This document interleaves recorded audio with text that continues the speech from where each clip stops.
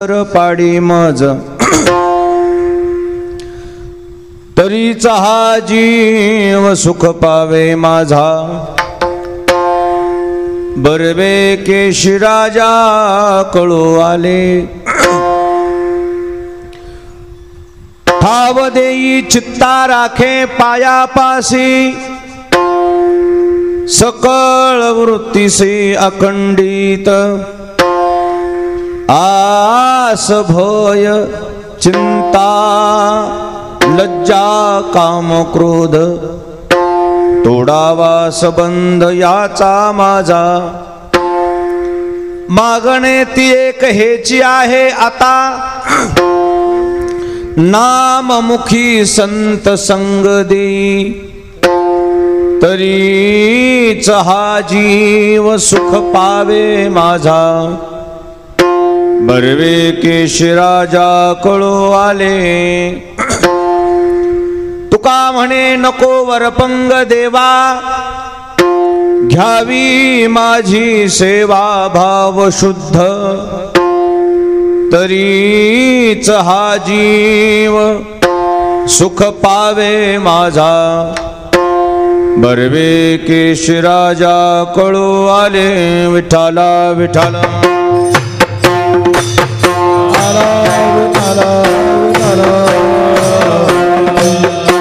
संत मांदे त्यांचे चरण रजवंदुरे। मस्तक हे पायावरी, या वारकरी संतांच्या।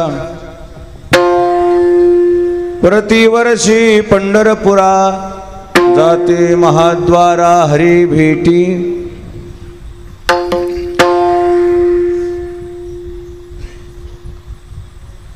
माता गोदावरीच्या पवित्र तीरावर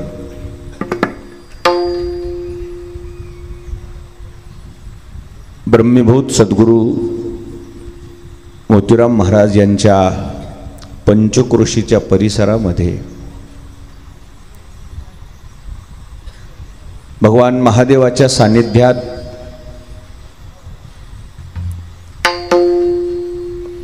परमपूज्य वैकुंठवासी महान संत कोणजी महाराज डिग्रसकर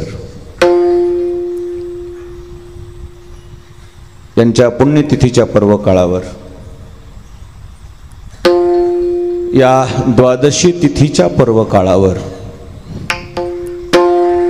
हा भव्य दिव्य अखंड हरिनाम सप्ताह, रात्रभर कीर्तन सोहळा, एका अर्थानं आपला हा सप्ताह समारोपाकडे वाटचाल करत आहे। त्यामध्ये रात्री ही प्रारंभाची सेवा आहे।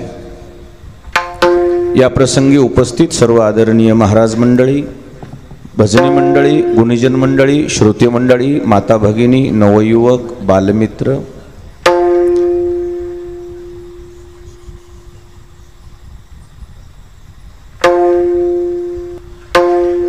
आपण एवढ्या बहुसंख्येने या ठिकाणी उपस्थित झालेला आहात। आपण सर्व ज्ञानवंतांच्या समोर सद्गुरू मोतीराम महाराजांच्या, मोठ्या महाराजांच्या आशीर्वादाने महान संत कोणजी महाराजांची सेवा सर्वजण मिळून करू। विठाला विठाला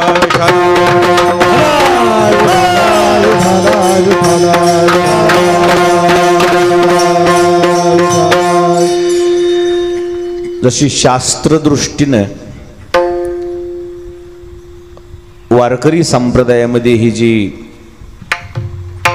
पंचमूल्य आहेत, ज्ञान, भक्ती, शांती, विरक्ती, सद्गुरुनिष्ठा, प्रामुख्यानं 5 जणांचाच उल्लेख होतो। यामध्ये ज्ञान म्हटलं की ज्ञानोबाराय, भक्ती म्हणलं की नामदेव महाराज, शांती म्हटलं की नाथ महाराज, विरक्ती म्हटलं की तुकोबाराय आणि सद्गुरु निष्ठा म्हटलं की निळोबाराय। तशी 5 मूल्य आपल्या परिसरामध्ये पाहायला मिळतात। ब्रह्मीभूत रंगनाथ गुरुजी, ब्रह्मीभूत सद्गुरू मोतीराम महाराज, ब्रह्मीभूत कोणजी महाराज, त्यानंतर या दशकामध्ये त्रिधारेचे ओंकारनाथ भगवान आणि त्यानंतरचं शेवटचं सद्गुरुनिष्ठा हे जे विशेषण आहे हे मोठ्या महाराजाला लागू पडते। कोणाला नको पडते? सद्गुरुनिष्ठा म्हणलं की मोठे महाराज. ही जी संत त्या काळात 5 मूल्याची जोपासना केली, त्याचीच पुनरावृत्ती आपल्या परिसरामध्ये. ही 5 मूल्य आहेत. त्या 5 मूल्यापैकी मौल्यवान ठेवा डिग्रसला सापडला. हे डिग्रसाचं भाग्य आहे. एक मूल्य डिग्रसच्या वाटेला आलंय. पवित्र ते कुळ पावन तो देश, जेथे हरीचे दास जन्म घेती. म्हणून एवढ्या महान साधूच्या या पवित्र पुण्यतिथीच्या पर्व काळावर हा सेवेचा योग आहे. मध्यंतरी 2 वर्षाचा कोरोनाचा काळ असल्यामुळे सप्ताह थोडा काय झाला, मर्यादित. कारण शासनाचे निर्बंध होते होय शेवटे गुरुजी, आणि त्यामुळे आम्हाला ते निर्बंध पाळणं. आणि जे सार्वजनिक धार्मिक स्थळ आहेत तिथं तर काटेकोरपणे नियम पाळावे लागले. म्हणून 2 वर्ष मध्यंतरी आपल्याला येता नाही आलं. यावर्षी सर्व संस्थांचे अध्यक्ष, सन्माननीय सदस्य, गावकरी मंडळी डिग्रस आणि अजून काही सर्व माझे सहकारी, त्यांच्या सर्वांच्या आमंत्रणावरून हा सेवेचा योग आहे. विठाल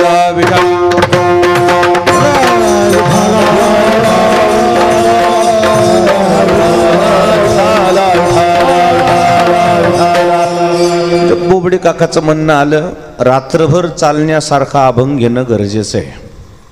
प्रत्येक कीर्तनकाराला एक शब्द सापडावा आणि त्याच्यात त्याचे निदान 40-50 मिनिटं सेवा व्हावी. म्हणून हा अभंग 6 चरणाचा आहे. 6 चरणामध्ये याच्यामध्ये एक शब्द असा भारदस्त आहे. आमच्या भालेराव गुरुजी सारखे एका शब्दावरच ते चरण नको, एका शब्दावर सुद्धा 2 तास 4 तास सेवा करू शकतात. अशी मंडळी आमच्याकडे संप्रदायामध्ये आमच्याकडे आहेत. आणि म्हणून अशा हेतून हा अभंग सेवेकरता घेतलेला आहे. पहिल्या चरणामध्ये महाराजांनी देवाकडे प्रार्थना केलेली आहे, मागणी मागितलेली आहे. भगवंताच्या समोर तुकोबाराय उभे आहेत आणि भगवंत प्रसन्न झाले आणि देवाच्या प्रसन्नतेनं आज तुकोबाराय देवाजवळ प्रार्थना करतायत.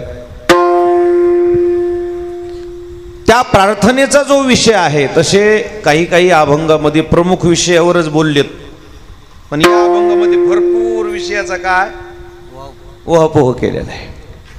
जसं हे चिदानदेगामध्ये काही मोजकेच विषय हाताळले. तुझा विसर न व्हावा आणि संत संग देई सदा आणि तुका म्हणे गर्भवश. या 3च विषयावर, त्या 3 पैकी तुझा विसर न व्हावरच अभंग फिरते जास्त. कशावर?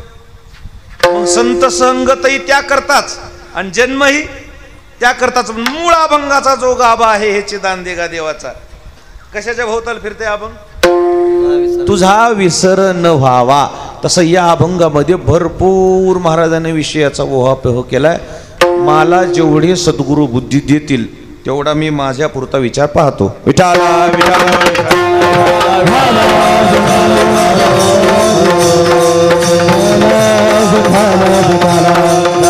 त्यापैकी प्रमुख जे महाराजांचं मागणं आहे, महाराजांनी जे भर दिलाय, तर तो कशावर भर दिलाय?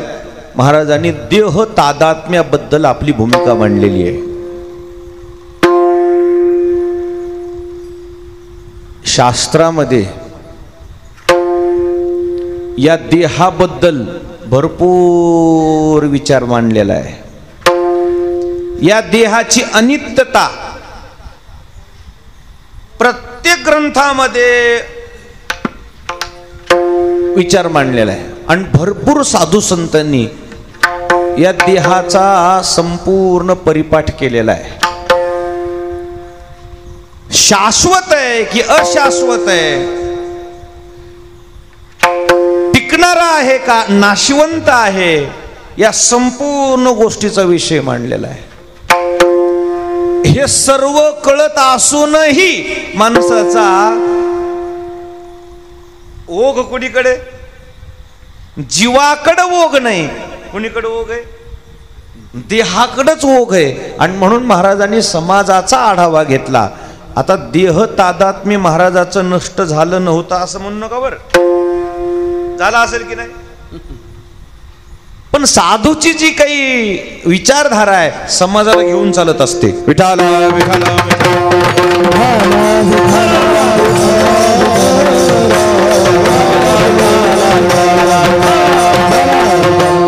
दोन गोष्टीचा विसर पडला की परमार्थात माणसाची परिपक्वता प्राप्त होते, सिद्ध होते. कोणत्या दोन गोष्टीची? ज्ञानोबारायला विचारा की मी माझी आठवण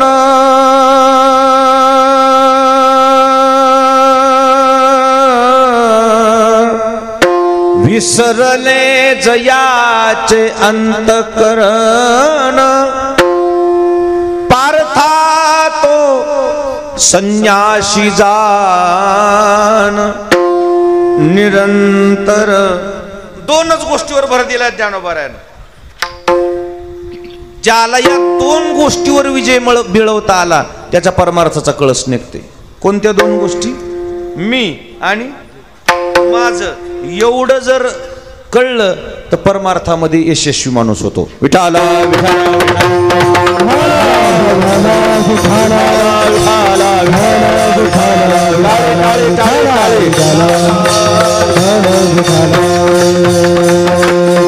मी कोण आहे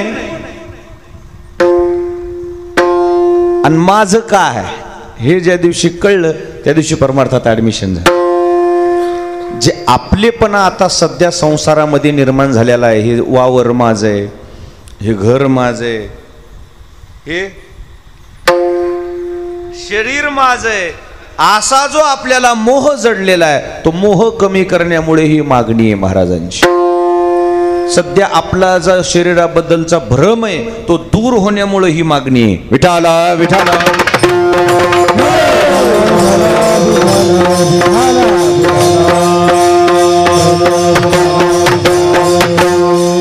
ज्याला देवापर्यंत जायचंय त्याला फक्त एवढंच जपायचंय. काय जपायचंय? माझी ऐसी काया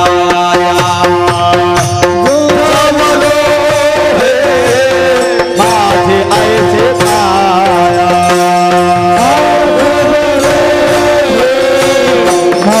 ऐसी काया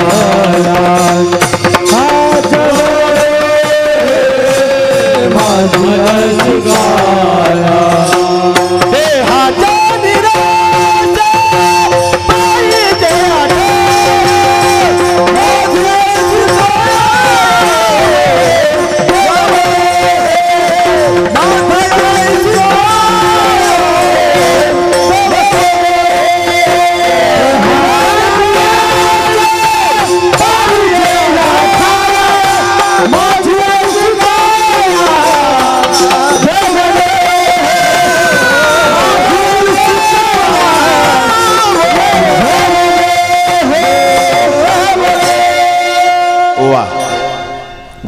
देहाच्या निराशे पाविजे या ठाया माझी ऐसी काया जव नोहे. ही जी संत परंपरा आहे या तत्वानच पुढे सरकलेली आहे. यांना जो प्रवेश मिळाला देवाच्या दारात, फक्त यांनी काय केले? देहाच्या निराशे पाविजे या ठाया.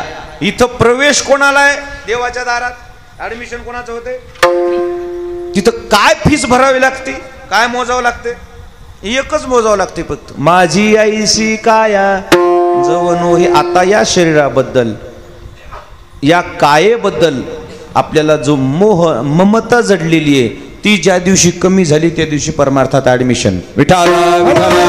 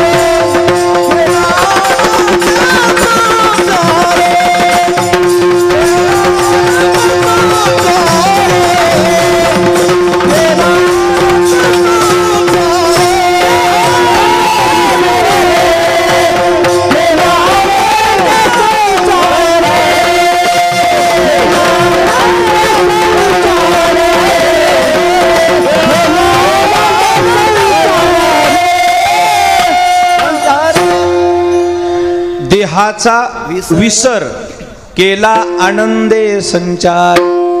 या शरीराचा ज्या दिवशी आपल्याला विसर पडला, याच्याविषयीची ममता निर्माण झालेली आहे, ज्या दिवशी कमी झाली का, त्या दिवशी ग्रस्ताश्रमामध्ये राहून सुद्धा माणूस काय असतो, संन्यास. काय घेतलेला असतो त्याने, संन्यास. आमच्याकडे असे काही पुरावे आहेत. संन्यास दीक्षा घेतलेली लोक सुद्धा ग्रस्ताश्रमाच्या दर्शनाला गेलेली आहेत. कोणाच्या दर्शनाला गेलेले? बरं, संन्यास दीक्षा घेणं इतकं सोपं नाही. या संसारामध्ये प्रत्येक गोष्टीची ममता कमी झाली, सगळ्या गोष्टी अनित्य आहेत, कोणतीच गोष्ट नित्य नाही असं जाणवलं की माणूस तिथून निघायचं बघत आहे. ही अनित्यता लक्षात घेऊन एक जणानं ठरवलं आम्हाला जन्मालाच यायचं नाही. हा,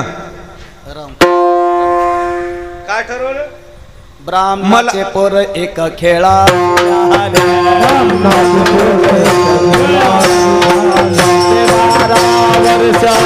लपाल रे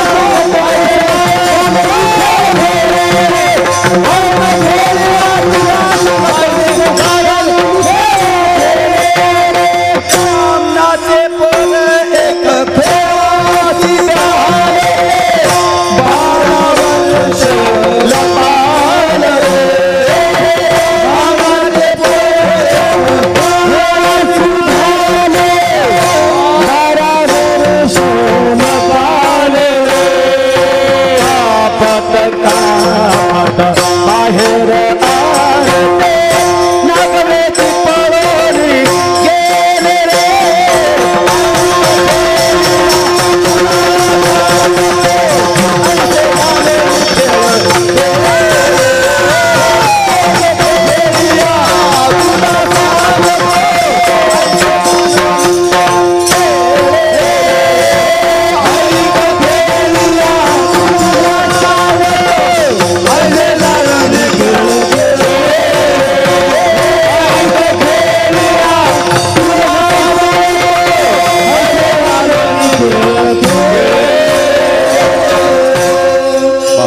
पोर एक खेळाशी भ्याले, 12 वर्ष लपाले रे, कापत कापत बाहेर आले, ते नागवेचे पळून गेले रे. ही विरक्ती शुकाचार्यांची. ही अशी विरक्ती, असं वैराग्य सहजासहजी कोणाला प्राप्त होत, जन्मालाच यायचं नाही म्हणले, बाहेर मला काही पसंतच नाही वातावरण, सगळं अनित्य आहे, सगळं माईक आहे, हे नाशिवंत आहे, इथं दुःख आहे, मला नकोच, मला इथंच बरं आहे, मला बाहेर यायचंच नाही. शेवटी व्यास महर्षी म्हणले तुम्हाला बाहेर यावंच लागेल.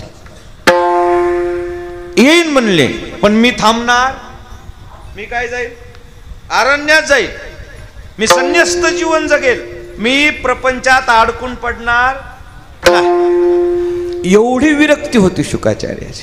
आले जन्माला आणि सरळ पळत राहिले, सरळ नकोच म्हणले मला याच्यात. ही काही साधी गोष्ट नाही बरं, ढकलून लावणं तरी जाईनच लोक. विठाला विठाला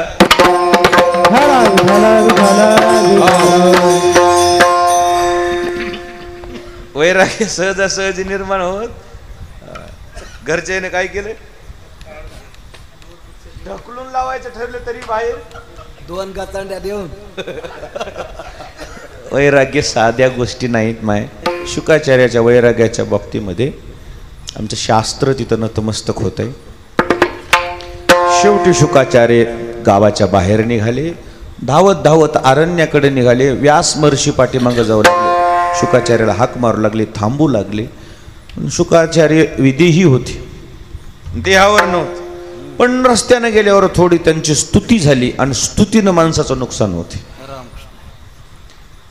स्तुती ही प्रगतीला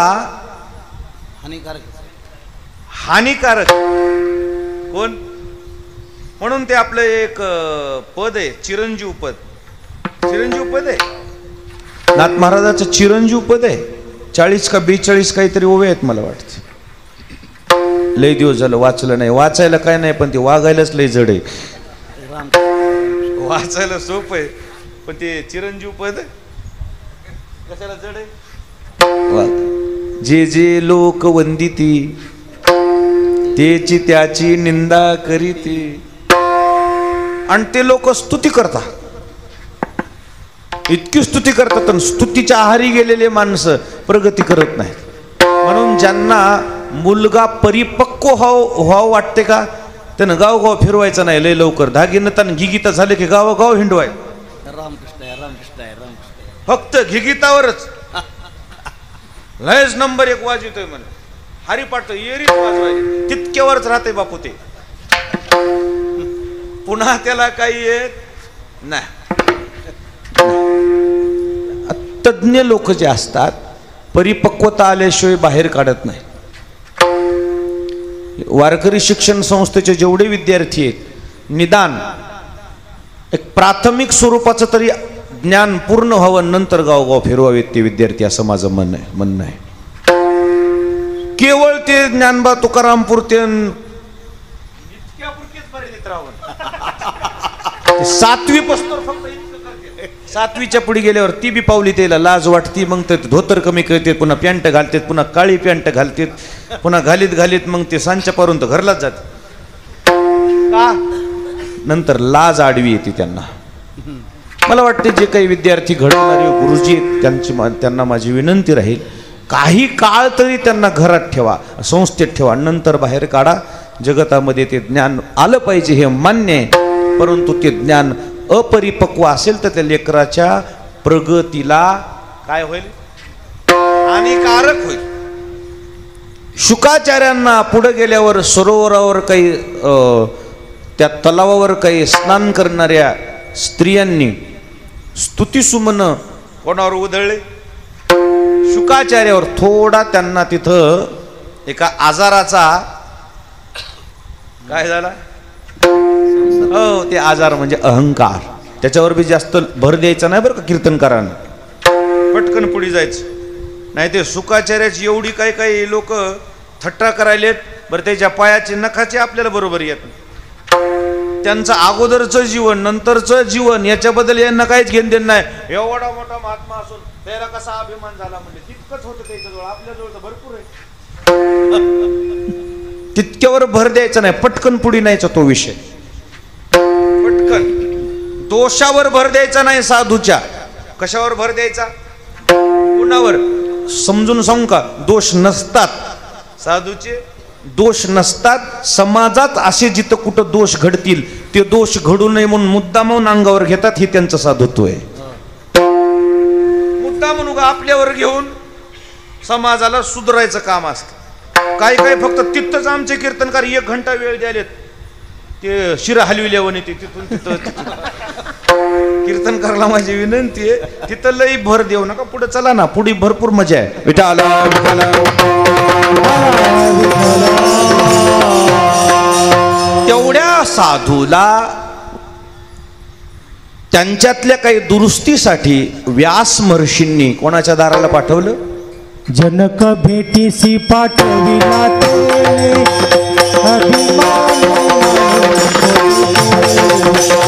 अभिमान भेटीसी पाठविला ते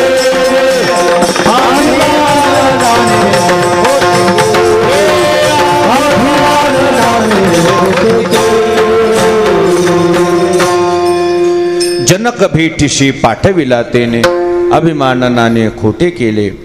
जनक राजाच्या भेटीला व्यास महर्षींनी शुकाचार्यांना पाठवलं. त्याचं कारण काय? मला इथं भर द्यायचं आहे. त्याचं कारण शुकाचार्य दीक्षा घेतलेले आहेत, संन्यस्त जीवन जगणारे आहेत. जनक राजा ग्रस्ताश्रमात आहेत. मग आश्रमाचा विचार केला तर श्रेष्ठत्व कोणीकडे द्यावं लागेल तुम्हाला? संन्यस्त आश्रमाला श्रेष्ठ आश्रम. तरीही शुकाचार्यांना ग्रस्ताश्रमी राजा जनकाकडं व्यास महर्षींनी का पाठवलं? त्याचं कारण अगोदर व्यास महर्षींनी राजा जनकाचं देह तादात्म्य ऐकलेलं होतं. महर्षी याज्ञवल्क्य ऋषी राजा जनकाच्या नगरीमध्ये मिथिला नगरीमध्ये प्रवचन करायचे. दिवसाचा राजाचा एवढा व्याप असायचा, पण एवढा व्याप असून सुद्धा राजा दररोज प्रवचनाला 1 तास यायचा. कोणाच्या? याज्ञवल्क्य ऋषीचा. याज्ञवल्क्य ऋषीनं प्रवचनाला आरंभ करावा, राजे येऊन बसावेत. एके दिवशी राजा जनकाला उशीर झाला. राजा म्हणल्यावर त्यांना काय असतात? जिम्मेदाऱ्या. राजा म्हणल्यावर काय असतात? मग उशीर होतोय थोडा. मग त्या उशिरा दरम्यान हरे राम चालू होतं. बसलेले श्रोते म्हणले महाराज सुरू करा ना, वेळ झाला. राजाला येऊ द्या ना. याज्ञवल्क्य ऋषी काय म्हणले? राजाला येऊ द्या. तू बसलेला एक श्रोता म्हणला महाराज प्रजेमध्ये आणि राजेमध्ये तुम्हाला भेदभाव करायची काय गरज आहे? तुम्ही आपलं सुरू करा ना, वेळ झाला सुरू करा. नाही म्हणले येऊ द्या ना राजाला. महाराज लोकायला या राजकारणी लोकांना काय संबंध आहे? बसलेले काय म्हणले? महाराज लोकायला ह्या राजकारणी लोकांना काय संबंध आहे? पण राजकारणी लोकात बी काही काही साधू आहेत, त्याचा विचार करा की. अधिकारी असल्यावर नावाला राजा आणि असायला याज्ञवल्क्य ऋषी म्हणले येऊ द्या ना. हे जे आवरा म्हणणारे होते का, याज्ञवल्क्य ऋषीने त्यांना तपासलं. खरंच ऐकायला आले का कसे आहेत? दैवयोगानं त्या मंडपाला आग लागली. आग लागली म्हणल्यावर जे धोत्र धळू पळून गेले लोक, त्या मंडपामध्ये फक्त 2च जण राहिले. एक याज्ञवल्क्य ऋषी आणि दुसरे राजा जनक. एक खांब जळत राजा जनकाच्या पायाला लागली.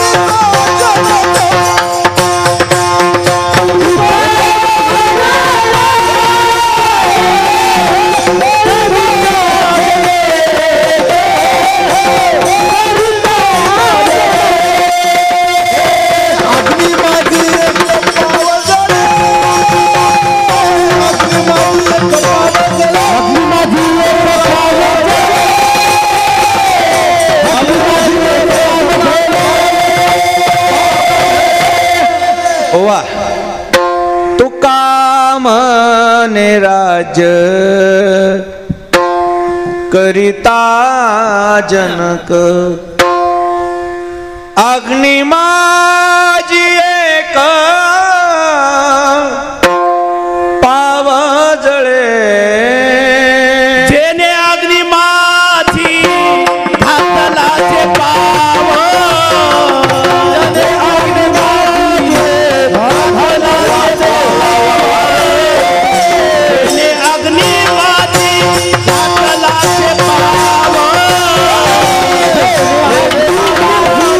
घातला ते पाव. जनता तुराव जनक होता. जनता तुराव जनक होता.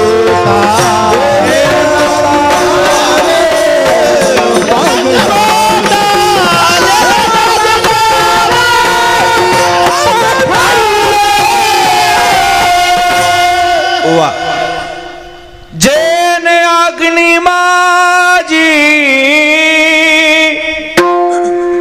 घातला से पाव नेनता तोराव जनक होता. महाराजांचं म्हणणं आलं तो राजा का नेमतायत का नेमता होता का? ज्यांनी स्वतःचा पाय कुठं घातला होता? आग्नी लागल्यानंतर पायाला वनवा लागल्यानंतर काय होतो? दहा होतो. तो 10 जनकाला होत नसेल का? तरीही राजा जनकाने मांडी मोडली नव्हती. प्रवचनामध्ये ज्यावेळी नखाला आग लागली, माणसाच्या शरीरामध्ये 2 भाग असे, एक केस दुसरे नख, याची दुर्गंधी लयच लवकर येते. वास कशाचा येते? एक नखाचा लय लवकर वास येते आणि दुसरा केसाचा. तर नखाचा वास आल्यावर महर्षी याज्ञवल्क्य ऋषीचे जे डोळे होते ते उघडले गेले. पाहिलं तर आगीचा डोंब उसळलेला. व्यासपीठावरून याज्ञवल्क्य ऋषीनं उडी खाली मारली. तो आगीचा खांब बाजूला सोडला, सारला आणि याज्ञवल्क्य ऋषीच्या डोळ्याला धारा लागल्या.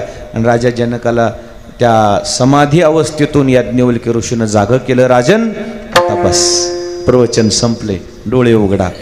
एक संन्यास दीक्षा घेतलेल्या साधून, कोणत्या साधून?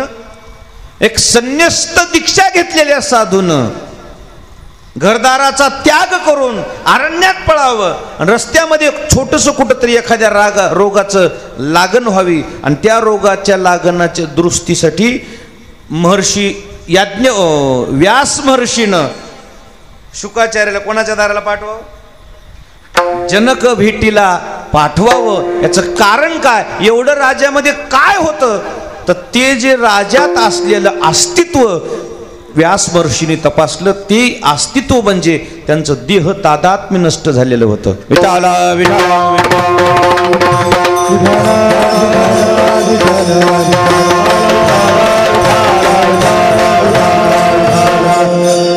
देह तादात्म्य जोपर्यंत नष्ट होत नाही तोपर्यंत परमार्थामध्ये तुम्हाला काही हाताला लागत नाही. संन्यास दीक्षा घ्या अथवा ग्रस्त आश्रमामध्ये. तुका म्हणे नाही निरसला देह आणि तोवरी अवघे संसारिक. तोपर्यंत आपण संसारिकच आहेत. म्हणून परमार्थामध्ये तुकोबरायाच्या लक्षात आलं, पहिल्या पायरीला माणसाच्या जीवनामध्ये काय प्राप्त करायला पाहिजे त्याचा महाराजांनी ज्यावेळेस विचार मांडला की नेमकं काय व्हायला पाहिजे परमार्थात आल्यानंतर, तर देहाविषयी जी ममता आहे पहिली ती ममता कमी होणं गरजेचं आहे.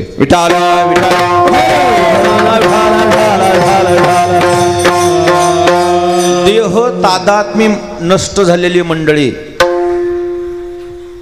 देवाच्या दारापर्यंत जाऊ शकतात. ज्या परंपरेमध्ये आपण काम करतो, ज्या परंपरेमध्ये आपण लहानाचे मोठे आहोत, एवढं राजासारखं वैभव भोगायलो. कोणासारखं वैभव? राजासारखं वैभव भोगायलो. ती परंपरा खूप महान आहे. किती महान आहे? आमच्या आधीचा विषय आहे, तेवढं काही आम्हाला ते पुण्य नशिबी नव्हतं, परंतु आमच्या अगोदरचा विषय. आणि इथं या मातीमध्ये ती भरपूर 8-8 दिवस राहिलेले आहेत. सद्गुरू मोतीराम महाराजांच्या पायाला जखम झाली. त्या जखमेमध्ये आळ्या पडल्या, पण त्या आळ्या पडल्यानंतर सुद्धा त्यांनी त्यांच्या त्या शरीराचा मोह केला. त्या आळ्याला एक देवाचा जीव आहे म्हणून काय टाकली खायला? साखर दळून टाकली. काय झाली? शुगर ज्याला आहे त्याला विचारा, जखम दुरुस्त होती का शुगर झाल्यावर? काय होती सर? चिघळती.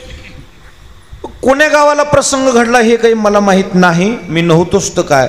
कोणीतरी एक चांगला माणूस, महाराजांचा हितचिंतक, महाराजांना ह्या आळ्या किती त्रास देत असतील म्हणून हळून लाचकनाच्या त्या दुधाटे देऊळगाव, हा दुधाटे देऊळगावला म्हणतात बस सगळे म्हणत जे असेल ते असेल, कुठेही म्हणू द्या. प्रसंग तर खरा आहे, स्थळाशी काही घेणं देणं नाही. ती चिमट्यानं आळी ज्यावेळी बाहेर काढली त्यावेळेस महाराजाला सकाळच्या कोवळ्या उन्हामध्ये डोळा लागलेला, रात्रभर कीर्तन झालेले, थोडा डोळा लागलेला महाराजांनी पाहिलं. उठून बसले महाराज. का रे बा, तुला काय त्रास आहे? म्हणजे महाराज तुम्हाला हे बघा की ह्या जखम झाली, ह्याच्यात त्या आळ्या झाल्यात, मला वाटते काढावं. म्हणले मग त्या आळीचा जीव गेला तर मग तू जिम्मेदार आहेस का? त्याच्यात पापाला भागीदार होतोस का? माझी आळी तुला त्रासदायक आहे का मला त्रासदायक आहे? मग त्याचा मला त्रास नाही, तू का भाऊ बिचारा याच्यामध्ये पडलास आमच्या दोघांमध्ये? माझी आळी माझ्या जखमीत टाक, ती जर मरण पावली तसं ती जर मरण पावली तर तू सुद्धा तडफडून मरशील. ते कोण होता बिचारा, त्यांनी ताबडतोब आळी घेतली, जखमेत टाकली, पुन्हा पट्टी बांधून घेतली. सद्गुरू मोतीराम महाराजांनी मला सिद्धांतावर तुम्हाला आणून इथं ठेवायचे की ज्या शरीरामध्ये, ज्या शरीराविषयी, ज्या परंपरेमध्ये आम्ही काम करतो त्या परंपरेतल्या साधू संतांचा जर विचार मांडला तर त्यांनी या शरीराचा काय केला नाही. तू कामने व्हावे देहाचे उदार, रखुमा देवीवर जोडावया, रखुमा देवीवर जोडावया, रखुमा देवीवर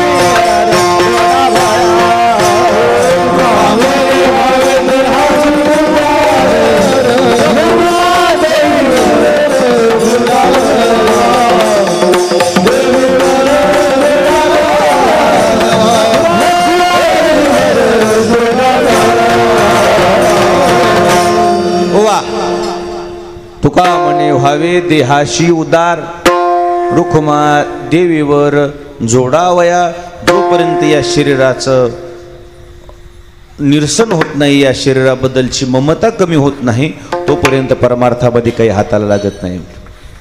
ज्या संस्थेत आम्ही काम करतो त्या महापुरुषाची जी अवस्था पाहिली, त्यांनी शरीराचा काही विचार केला नाही. आपल्या बाबतीत जर विचार केला, आपल्याला जरा याचा अजून थोडे दिवस काय होणार आहे, आम्ही बी थोड्या दिवसानं ह्याच्याकडे दुर्लक्ष करू बरं का महाराज. उगं कसं आहे आता एकदम म्हणू नका आताच. काय आता जैसा देश वैसा बेस, कालानुसार कपडे घालावं लागतात. नाही तर माणसं काय करते, इड्यात काढते. म्हणून मी आमच्या ज्या सहकार्याला सांगतो असतो, कपडे चांगले घाली जावं. लय मळमळण हे ते उलटे नाही, इतके कपडे घाल जावं ना, त्यानं काही साधुत्व सिद्ध होत नाही. आस जोवरी तुम्हा मागिलाची आस, तोवरी उदास. जोपर्यंत तुम्हाला घरादाराची, बायका पोराची काय आस आहे, तोपर्यंत उग लोकायला उदासपणा दाखवू नका, उदासपणा दाखवू नका. हो, दाखवणं वेगळं, नाचणं वेगळं. विठाला विठाला.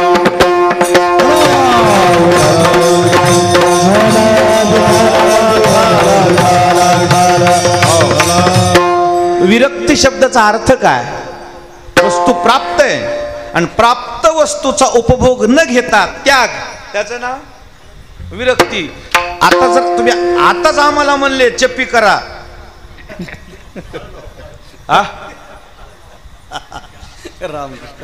ती जरा अवघड जाते हो. एकदा काय थोडं आम्हाला थोडं पुढं जाऊ दे की, थोडं पुढं जाऊ दे की, आम्ही सगळं करतो. कडूळ पेरलाय का कोणी? कडूळ कडूळ केव्हा पेरतात? पुढच्या ह्याला असते नाही. कडूळ केव्हा पेरणी केव्हा असते गुरुजी? आताच्या ह्याच्या का पुढच्या ह्याला? कडूळ केव्हा पेरतात? ह्या पेरणीला का पुढच्या? बैलासाठी खायचा केव्हा बी जमते बर. ते कडूळ पेरल्यावर पेरल्या ज्यावेळेस तो गुडघे इतका होतो, गुडघे इतका असा हिरवागार दिसतो, असे पोंगारे फुटायला लागले की जनावरांना खाल्ल्यावर काय होते? करळ लागते. करळच्या पुढे गेल्यावर गोड लागते पोहे खाल्ल्यासारखे. तसा सध्या हे कडूळ करळत आहे, थोडं दम खा. तुम्हाला वाटायले तुम्ही त्याच्या ह्याच्यावर काम करता, मग तुम्ही चप्पी करायला पाहिजे, तुम्ही इथंच बसून राहायला पाहिजे. करळत आहे थोडे दिवस, सगळं करू जरा दम दम दम दम. काय करू? सगळं करू, उगं थोडं थांबा. एकदा करळीच्या पुढे जाऊ द्या, एकदा काही जिम्मेदाऱ्या आहेत त्या जिम्मेदाऱ्या कमी होऊ द्या. आपशाच आम्हाला लाता घालून काढून देतात, मग इकडेच राहू. आता सध्या जरा कसं आहे, जोवरी चळन गा तोवरी मन माझा. आता थोडे दिवस आता काही प्रमाणात बी लय घालायचं नाही. करळीतच आहे कडूळ हे बी, पण गरज नाही, पण नियमनात. विठाला विठाला.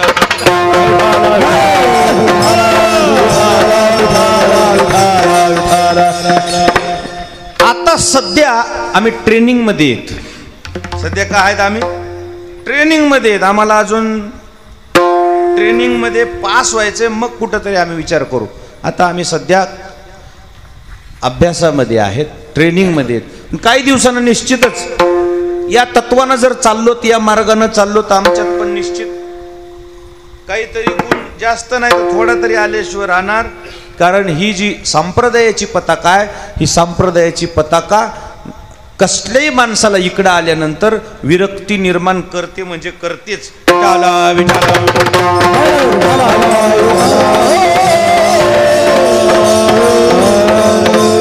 आणि म्हणून जोपर्यंत देह तादात्म्य नष्ट होत नाही, या शरीराचा मोह कमी होत नाही, तोपर्यंत इतर गोष्टीचा मोह वाढतच चालते. एक बाई पंढरपूरला निघालती. आता कोणत्या गावची होती मला काय ठाव नाही. तुम्ही एखाद्या गावचं नाव घेता, दुसऱ्या दिवशी सकाळी भांडणं लागल्याशिवाय राहत. निघाली ती बाई पंढरपूरला, आणि निघाल्या निघाल्या पंढरपूरला गेली. हो म्हणा, आवा निघाली पंढरपूर, आवा निघाली पंढरपूर, आवा निघाली पंढरपूर.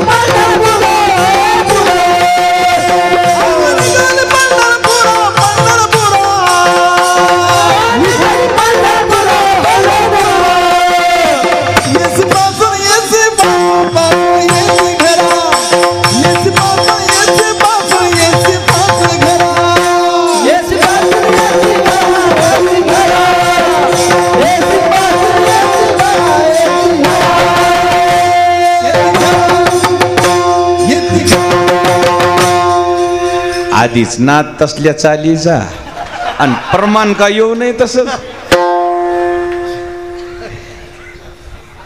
लग्नाचा बँड वाजू लागला ना, ते तालावाली माणसं नाचायचं असते पण दुसऱ्यानं ढकला वाटते. आणि ते काय करते, उगत तिथल्या तिथं नुसतं असा खूप हली ते म्हणला नको, लाज वाटते, चाले गेले की सुरूच करताय. या बोबडे काकाला काही धंदा नाही. पण आता एखादं प्रमाण असं बी राहू द्यावं लागायले. हो, फोडणी दिल्यासारखं.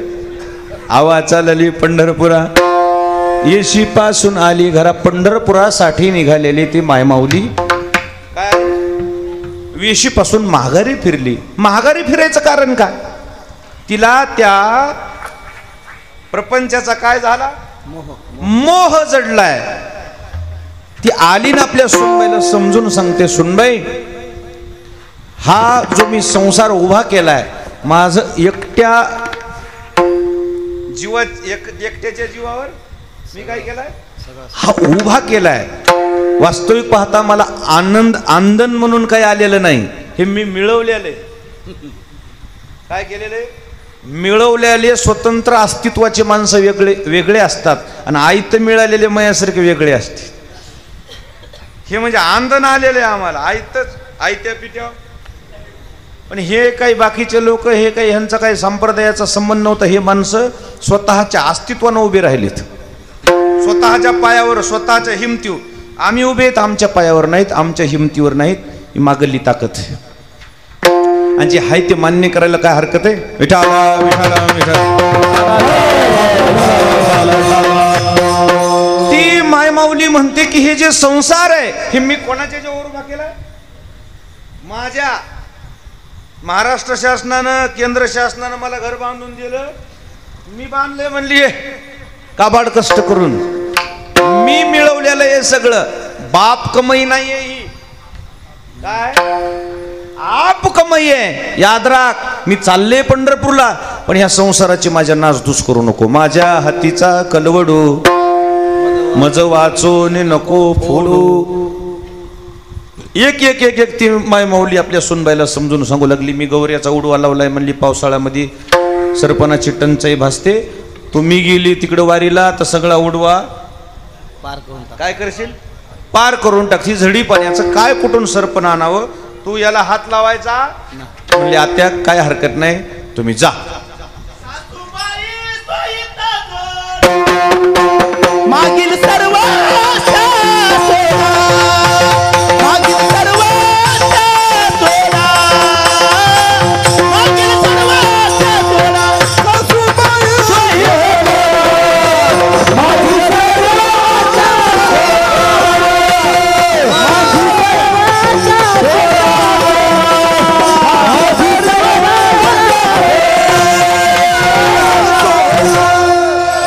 सासूबाई स्वहित जोडा, मागील सर्व आशा सोडा. कोण कोणाला समजून सांगायले? सुनबाई म्हणली, सासूबाई काय पडलं याच्यात, तुम्ही का अडकून पडला, तुम्ही आपलं परमार्थाचं बघा, चार धाम करा, परमार्थ करा. ती सासू लय पक्की होती ना, ती म्हणली, तुला असं वाटायलंय मी पंढरपूरला जावं, तिकडच पॉझिटिव्ह हो आणि तिकडच प्रशासनाच्या वतीनं कारभार, म्हणजे तुला मोकळं सगळं. पण मी काय तितकी काय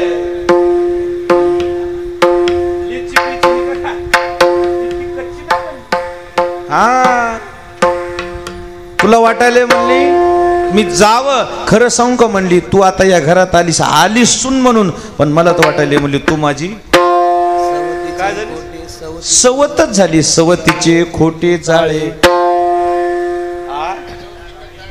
सवतीचे चाळे मोठे. हिला मी जावे वाट, हिला वाटायले मी जावं तिकडच, आणि तिकडच मला कोरोना वावन, तिकडच गुंडाळून फुकून द्यावं. तुला तर दुसरं काय म्हणलं, तुला तर मी नकोच ना. आता तसं नाही हो, पण आता थकती पर्याय झालेली, आता दिवस थोडे राहिले आहेत, आता दिवस कललेला आहे. मला वाटायले आता तुम्ही एवढे काबाड कष्ट करून हे संसार उभा केलाय, आता उगं सुखानं देव देव करावं, उरले ते हरी तुम्हा समर्पण. तसा माझा उद्देश नव्हता. नाही नाही म्हणली, मला समजायलच, हे जे माणसं वाकडे असतात की त्याला सरळ बोललं तर वाकडच लागते, आणि 4-2 4-2 तसे वाकडे